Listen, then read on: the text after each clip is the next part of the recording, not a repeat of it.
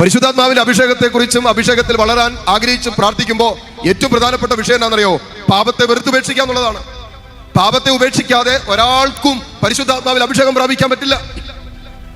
കാരണം ഏതെങ്കിലും ഒരു പാപം നമ്മൾ സൂക്ഷിക്കുകയും ആ ചെറുതെന്ന് തോന്നുന്ന, വളരെ നിസ്സാരമെന്ന് തോന്നുന്ന ചില പാപങ്ങൾ നമ്മൾ താലോലിക്കുകയും ചെയ്താൽ അത് പരിശുദ്ധാത്മാവിനെതിരായ പാപമാണ്.